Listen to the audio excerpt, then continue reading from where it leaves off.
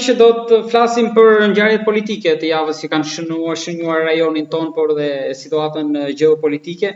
Do të nisim nga Tirana në Prishtinë, Beograd, deklaratat e ministres serbe që kanë turbulluar rajonin dhe trojet tona, gjithashtu edhe konfliktin në lindjen e mesme dhe Rusi.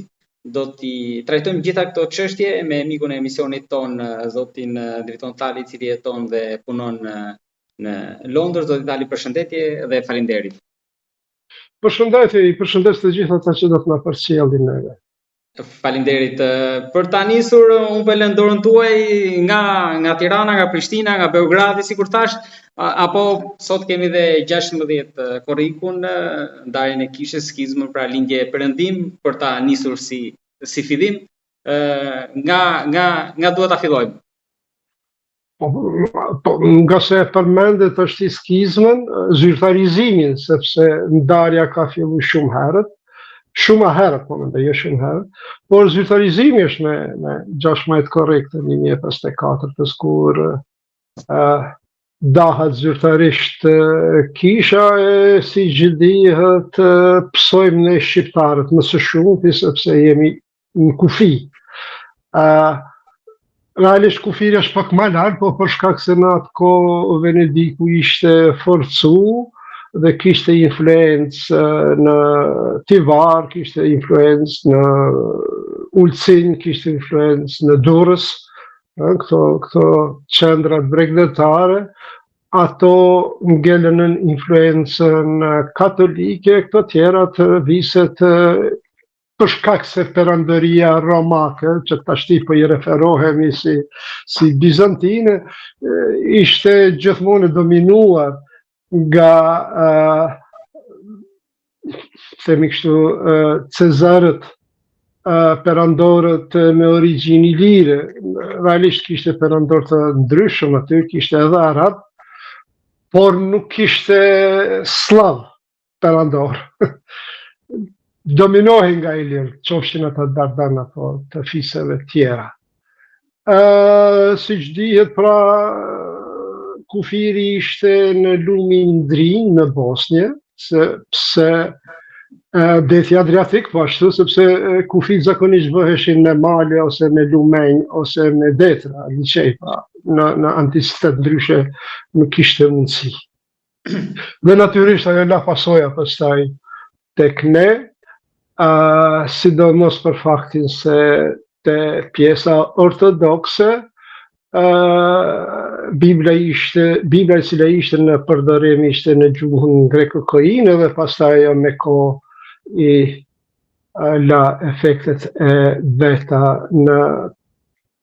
tek populata ortodokse, pastaj vije perandëria osmane, e cila na bjen edhe një religjion tjetër, dhe në shqiptarët kalojmë në realisht 2 religione, krishterizëm dhe islam, me shumë sekte të cilat ishin brenda saj.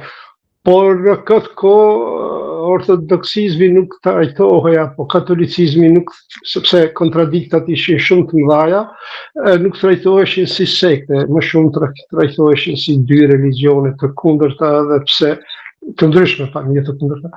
Edhe pse dallimi doktrinor ishte shumë minor, po megjithatë politika bëri vetën.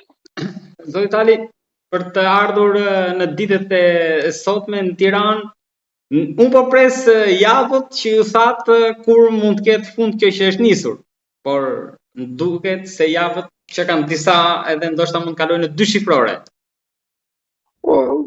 Unë tham të drejtën jam dërzu, e kam mendu Edi Ramën më të menqur.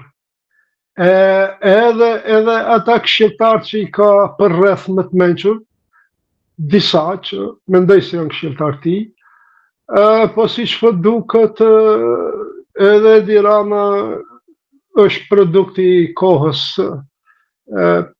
nuk mund të te kaloj vetën. Dhe kjo është problemi me këto gjenerate, nuk është problemi me individet, njëjti kemi edhe në Kosovë. Gjeneratat ndryshojnë, individet sado që të jenë ndryshe me gjithate, këtë kulturën e rrethit të gjeneratës sikur po i ngulfat. Prandaj gjithë këta të cilët, apo gjithë ne, të cilët kemi pirë ujë në qeshmën e komunizmit, pa marrë parasysh se a jemi urbana rural, kaq më shumë nuk mund të bëjmë. Nuk mund të bëjmë momentin kur të na jipet shansi më njëherë po shndrohemi në Skënderbega, është disa po më tërheqin vrejtën, unë me cinizëm po ja them se këta nuk janë Skënderbega. Skënderbeu ka qenë i veçantë. Po këta e imitojnë, kompleksi i voglit me imitu të madhe. Si është ajo, jepi pak pushtet për ta parë se kush është. Derisa po janë në opozit, po tregohen, po dëshmohen si evropian, si liberal, derisa nuk po e marrin pushtetin. Në momentin kur po marrin pushtetin, pastaj rreth vetit sjellin puthadorës, dhe jo bashkëpunëtor të barabartë, gjithë ata që mund të jenë të barabartë në rrugë sipër, po i eliminojnë, pra tamam kësifër autokrat që i prodhon komunizmi dhe varësisht se sa më shumë t'ju jep hapësirë, bëhen edhe aq më tepër autokrat. Bashkimi Evropian, Brukselin, deklaratën e Marta Kos në mbylljen e 3 kapitujve, ju si e komentoni, është me protestën, është me Ramën, sepse ajo faktikisht është ka marrë vendimin përpara protestës që ta anuloj ligjin, pra duket sikur e mori në mbrojtje, po nga ana tjetër u interpretua si tërheqje e Ramës pas protestave. Shikoni, unë ngelim pas asaj se politikanët, liderët evropian nuk do të ikin takimeve me Edi Ramën. Këtu jam i bindën. Pra, gjitha këto evenimentet, këto takimet, agenda e hartuar më parë, e cila duhet të respektohet, do të respektohet, natyrisht. Dhe aty, pra, si që ishte rasti me samitin e Ankarës, ku ka qenë presidenti Bega i thirrur, u jam absolutisht i bindën, mirë, po është imponu Rama për tregu se ai është bosi i Shqipërisë. Pra, në këto agendat ku Shqipëria duhet të marrë pjesë si shtet, e që do të imponohet Rama për shkak të fuqisë që ka në skenën politike, në qeveria është ai, l'État c'est moi, po për ndryshe do të anashkalojnë aty ku mund të anashkalojnë. Edhe këtë takimin e 14 korrikut, edhe pse e interpretuan në forma të ndryshme, unë si e lexova, ishte mes dy zjarrave. Domethënë, a të respektohet ajo agenda e cila është në fuqi deri tashti, apo e të injorohen, të anashkalohen protestuesit, apo të merren parasysh protestuesit, të cilët protestën e kanë në rregull, dhe të anashkalohet shteti, në këtë rast Edi Rama, dhe kanë gjetë, si të them, në mes dy zjarreve, në mesin. Dhe të dy palët mund të interpretojnë si të duan. Pra, kjo do na kap edhe gushtin edhe shtatorin, por megjithatë, po s'ka pas nevojë. Sikur Rama pranonte ta ndryshonte ligjin zgjedhor dhe t'i shpalte zgjedhjet e parakohshme, sigurisht se do dilte fitues, sepse s'pari kanë problem këta organizuesit e protestës me gjitha të problemet organizative që i pjellë secila organizat, nuk është lehtë të organizosh parti politik. Të shtunën kanë lënë edhe organizimin e konventit të parë qytetar të protestës, ndërkohë që këtë javë kryefjali ishte mbështetja nga Dua Lipa, edhe në mediat ndërkombëtare, ajo e zuri më shumë hapësirën. Po unë e kemi bisedu këtë, hiqi ata të cilët e përkrahin Ramën në Shqipëri janë pra ata të cilët janë të varur nga ai, në troje tjera në Maqedoninë, Kosovë janë zakonisht të shtuquajturit analista që kemi bërë shumë, edhe gazetarë të cilët sponsorohen nga oligarkët e Ramës, edhe është ai fenomeni i kriptoinverizmeve të cilët nuk e kanë me Ramën, po e kanë me Partinë Socialiste, sepse ajo i asociacion me Partinë e Punës, të tjerë të gjithë jemi me protestues. Çdo shqiptar pa marrë parasysh pedigren, pa marrë parasysh gjeografin, janë me protestues. Zoti Tali, në Kosovë LDK-ja ne kemi diskutuar, tani ka hyrë në proces zgjedhor, janë ndërprerë negociatat me Kurtin.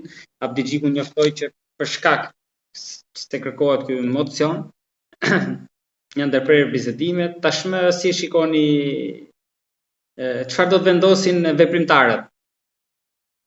Po, shiko, duhet uruar për atë hap zoti Abdi Xhiku. Është dashur me marrë më herët, po ja që kurse është vonë, nuk e ka tepruar. Si e di Rama që po e tepron atje në. Megjithatë shpalli zgjedhjet e brendshme. Tash duhet të jenë ato zgjedhje sa më korrekte që mund t'i organizojmë ne shqiptarët. Ke parasysh që nuk pres mrekulli, po të paktën të jenë në nivelin e pranueshëm për standardin tonë. Nëse atë arrin ta bëjnë, atëherë janë shumë para Shqipërisë. Po tash nuk jemi edhe shumë, po gjithmonë molla komshisë është më ëmbël se molla jote, sido që të jetë, nuk shkoni larg. Molla komshisë që e keni komshin që e keni vëllak sa i dhamë.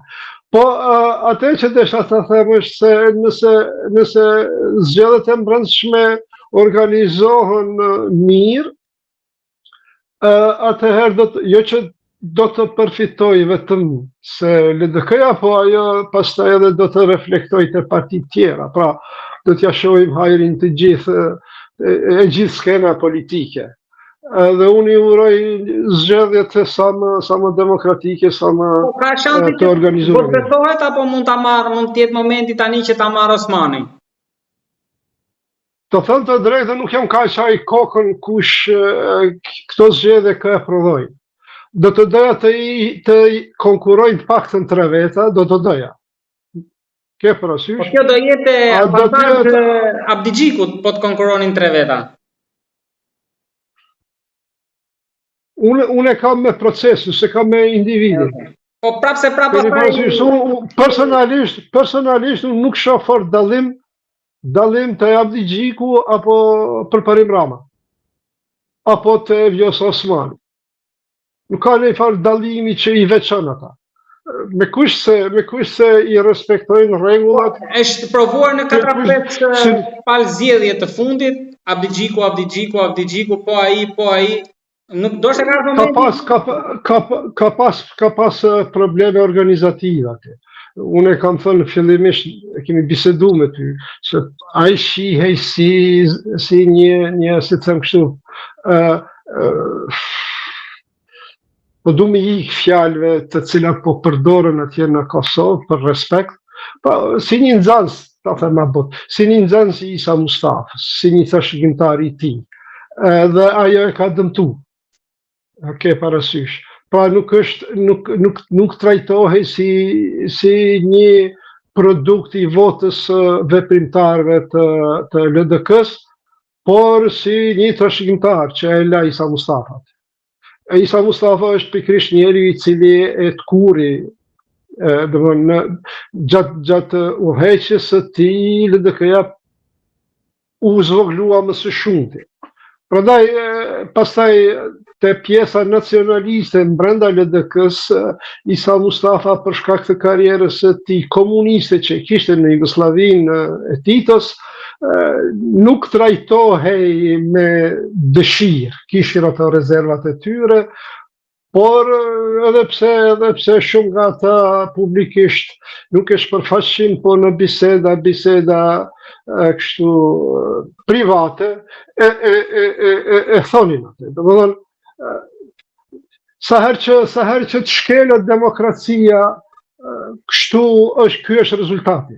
Ke parasysh, LDK-ja megjithatë ka pas një demokraci për standardet ballkanike, po them, madje edhe Rugova futej në zgjedhje, natyrisht kishte autoritetin dhe i fitonte të gjitha, por megjithatë ka pas një farë sistemi të votimit. Respektonte Prandaj duhet respektuar kulturën kooperative që i thojnë corporation culture, siç Zëritali, ne kemi folur në bisedat e kaluara për raportet mes shqiptarëve dhe serbëve, ndërkohë që na erdhi një deklaratë fortë këtë javë nga një ministre serbe. Zonjës Paunović. Unë e përgëzova për sinqeritetin e saj. E lexova postimimin tuaj, aty do dilja. Po, unë e përgëzova sepse shiko. Po tani është e sinqert kur thotë i kërkoi falje Vučićit, jo nuk është e sinqert. Ja, as Vučićit nuk i kërkon. Tash bën politik, nëse është politik. Dačići, kryetari i saj, Ivica Dačić, edhe ai ishte i sinqert, dole e mbroj. Shiko, Ivica Dačić është produkt i Miloševićit. Është njohur si sloba i vogël. Madje edhe me stilin e flokëve, që i themi neve frizu, se di ju si e thoni atje në Shqipëri, frizin, e ka pas si Slobodan Milošević. Dhe duke si Slobodan Milošević i ri. Ke parasysh. Për çdo përvjetor të vdekjes së tij bën homazhe te varri i Slobodan Milošević. Dhe një njeri i tillë mu qua mos me mbrojt Paunovićin nuk është e sinqert nga ai. Ai e mbrojti. Pra unë nuk kam problem me këtë sepse kjo është Serbia aktuale. Ke parasysh. Kjo është Serbia vërtet. Unë kam problem me Vučićin i cili ndron fytyrat. Ke parasysh dhe munohet mu bë evropian e që realisht nuk është. Ai është nxënës, është produkt i Sheshelit. Pra, ai që i kërcënonte perëndimin, e vrani një serb me i vrajë 100 musliman. Ai është ai njeri i cili ka marrë pjesë në gjuetin në njerëz. Sarajevo Safari. Në komadën e Vojvoda Aleksićit. Një sitin qëtnik të tij fillim fare. Pastaj ai ishte ministri i informatave në kohën kur u bë genocidi në Kosovë. Domethënë, ai ishte personi i cili gjithë ato bënte spin me ato informata, i akuzonte shqiptarët, i relativizonte krimet, gjithçka i ka ditë. Edhe në këtë rast, kur tha edhe herën e fundit që janë spastruar 250.000 serb, pra po mundua 250.000 serb kur në Kosovë s'ka pas. Maksimumi që ka qenë në Kosovë, në kohën e Rankovićit ka qenë 220 diçka mijë. Po flasëm sipas regjistrimit të 1971, apo 61, kështu diçka. Hë në Kosovë janë diku 90.000 serb jetojnë. Domethënë sipas tyre 240.000 edhe 90.000 po i dalin sikurse Kosovë me pas qenë 330.000 serb duke jetuar në vitin 1999. Në vitin 1999 kanë qenë 190.000 serb, ose s'gaboj apo 180.000 serb. Jo statistikat të Google. Në vitin 1991, në kohën e apartheidit, në kohën e dominimit total serb, nuk ka pas as 200.000 serb. E si qenë kanë pastru 240.000 e kur akoma janë 90.000 duke jetu. Domethënë, po i bie që këtu ka pas më shumë serb se shqiptar. Pra, këto janë statistikat e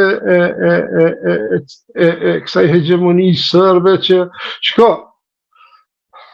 te rasti i Paunovićit, ajo mund tjetë, unë nuk disha, është në mirë mund tjetë grua shumë e mirë, mund të ketë edhe çka diun aty në i malës në shpe,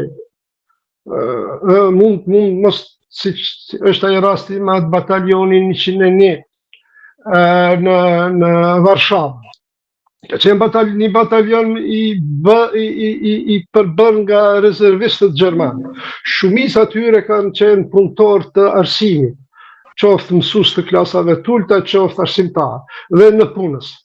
Pa ndonjë background militaresk, e aq më pak SS apo Gestapo e tjera. Dhe kanë bërë krime në hebre. Ke parasysh. Domethënë, mund të ketë qenë aty dikush edhe vegetarian, pa që nuk ka konsumu mish, por shkak se ju kanë dhimbë të kafshët, si adhuruesi kafshëve.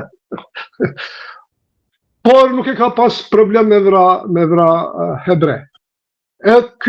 Kjo është ky antishqiptarizmi eliminues, janë edukuar në këtë fry. Pra ajo mund të ndjej keqardhje për një qend rrugës nëse dikush e gjuni fëmijën e i çon në ndacak me gur, zonja Paunović ndjen keqardhje. Po është një fëmijë shqiptari duke e vra pesparesja.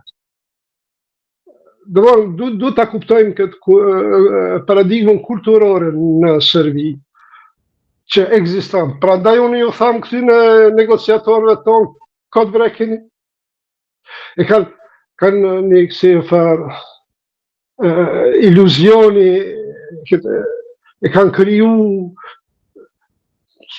si pa e quin një idiom, normalizimi, së mbin të fjalë, normalizimi marrëdhënie.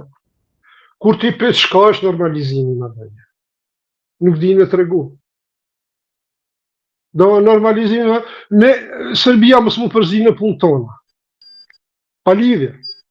Nuk ka normalizim të marrëdhënieve derisa ata nuk i pranojnë, ama i pranojnë sinqerisht kalurën e tyre. Atëherë jo normale. Si mund është me një vrasës i cili nuk pendohet për që ka vra dikon familje, dhe ti pretendosh të kalosh rrugës tia e rrugës dhe jemi normalizu marrëdhënie. Sa ka kuptime? Nuk ka kuptim. Prandaj kjo mund të zënë normalizim të vëd nëse Kosova armatosët mjaftueshëm për ta sulmuar Serbinë, natyrisht, jo Beogradin, po këto vendbanimet që janë rreth kufirit të Kosovës. Dhe tash është e mundshme me këto drona, po? Çka di unë, vrajen, Kurshumlin, Prollomin, Rashkën, këto. E atëherë Serbia do të mendoj ndryshe. Shikon, urrejtja ndaj shqiptarëve është fenomeni i fundit shekullit XIX. Vukaraxhiqi ka një ese, Serbi sfi sfuda, Serb gjithë dhe gjithadeja, dhe argumenton, i futë gjithë... Se paradigmën serbe në mos të 3-4 emisione më përpara kemi elaboruar. Aja ka diku 1840 e ka shkëru. është mundu që gjithë ata që flasin serbisht, apo shashavski, si që i thojnë ata, një dialekt i tyre, janë sërbë. Të religioneve të ndryshme, pra dhe kroatët, edhe bosnjakët, edhe sërbë. Sërbë i trajton si ortodoks, sërbë ortodoks, bosnjakët si sërbë musliman, dhe kroatët si sërbë, si yrnek, si shembull na merr neve. Të t'i shohim shqiptarët, ai na quan arbanës. Se si shqiptarët janë të 3 religioneve, por e kanë ndjenjën e vllazëri lëkut. Dhe merr një rast atje në Kralev, një farë kryengritje e vogël që qohën sërbë, po jo shumë e madhe, lokale, dhe Perandëria i qënë disa bashkibruzuk tonë. Se s'ka qenë shumë e madhe për me qu ushtrin, shkojnë atje bashkibruzukët shqiptar, por 3 vlezër katolik, se bashkibruzukët kanë qenë muslimën, për shkak se Agaj javë kishte ngutë smotrën, e kishin vra dhe kanë ikë atje. Në atë kohë Serbia ka pas autonominë e vetë. Dhe këta bashkibruzuk shkojnë e izojnë ata 3, për shkak se kanë qenë në vendin e gabuar, në kohën e gabuar. Por i lirojnë. Për këta janë vlezrit e thonë, nëse i lyp Perandëria në djelën e t'i gjon ka. Të tjerët i marrin, apo i vrasin e i plaçkitin punën që e bëjnë bashkibruzukët, por këta 3 vllaznitët që kanë qenë të krishterë, katolik, nuk i ngucin. Dhe e merr shembullin, thot një shqiptar i ligjit, ashtu i thot zakon, turskog zakona, i ligjit turk, që janë muslimanët, dhe turq i vret për një shqiptar të ritit romak, të ritit katolik. Dhe thot edhe, po ashtu thot edhe një katolik i vran 10 italian për një shqiptar të religionit musliman. Pra si shembull neve na merr, si shembull të mirë se si duhet sërtje. Nuk ka patur, bile ky Buje, Emi Buje, është një udhë përshkrues që ka vizitu Kosovën 1820, nëse s'gaboj është ngjarja e tij, dhe ai tregon bile këtu edhe i qëtë racizmin sërb, këtë hegemonizmin sërb të shekullit 19 dhe sidomos të fillim shekullit 20, kur po pushtohen ato Kosova nga sërb, ai tregon katune të shumta të shqiptarëve ortodoks. Thot me veshje kombëtare shqiptare që flasin shqip, por nuk janë katolik. Është ky Robert, ky Cyprien Robert, është një francez, po ashtu, ai diku 1850 kalon në për Kosovë dhe në Prizren i identifikon 56 fshatra ortodokse. Sot a ditë janë varet ortodokse, shqiptarë ortodoks në Prizren. Dhe pastaj i ki këta historian të hegemonist, fillim shekullit 20 është ai Hadji Vasiljević, Jovan Hadji Vasiljević e ka Serbia e vjetër jugore, Južna Stara Serbia. Gjithë ata shqiptarët ortodoks thot këta janë sërbë të cilët shqiptarët i kanë arbanizu. Gjajshëm e ka Qërshveta, është një libër i këti Atanasije Urošević, Kosovo. Edhe ai po të njëjtën gjë, po ka shumica atyre. Dhe ta shtrohet pyetja, qysh ne shqiptarët i asimiluam sërbë në shqiptar kur nuk ishim pushtet fare. Këta thonë, gjatë periudhës së Perandërisë Osmane, ata sërbë i asimiluam jo në musliman, po në shqiptar ortodoks. Kjo është çmenduri, si pas mi pas mundësi. Kur ne në Perandërinë Osmane nuk ekzistonim si shqiptar. Kanë qenë, Perandëria Osmane është ndërtuar në sistemin e 3 miletave. Miletin jahudi, që ata kanë qenë veçantë, dhe ke pas ymetin, pra gjithë muslimanët bashk, edhe rëmt, ortodoks. pas luftës së Krimes, me presion të Anglisë, edhe katolikëve nuk trajtojnë si millet, po i japin disa karakteristika, disa të drejta. Domthon një gjys milleti latin krijohet. Sepse nuk janë vetëm se katolikë shqiptarë, janë edhe armen, pastaj janë katolikët në Levant, katolikët arab, ki në Siri, ki në Liban e tjera tjera. Pra dhe aty ata i fitojnë mas 1830, dikun 1840, me hyrjet i marrin disa të drejta. Ta shtrohet pyetja, qysh pas mi mujt në ata mi asimilu me shqiptar ortodoks. Me shqiptar musliman jep logjik. Pa, gjithë ata shqiptar që kanë qenë ortodoks, ata arbanist, me ardhjen e fillimisht këta të Toplicës, aty për aty janë serbizu, ose pranon që je sërb, ose ta heqin kryt, dhe pastaj në fillim të shekullit 20, pak me propagandë më shumë, pasi që Serbia pushton vilajetin e Kosovës edhe vilajetin e Manastirit, pastaj i serbizon të gjitha të ortodoksët. Shpjegim tjetër nuk ka.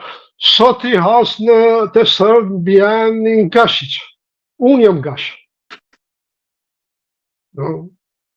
Gashiq.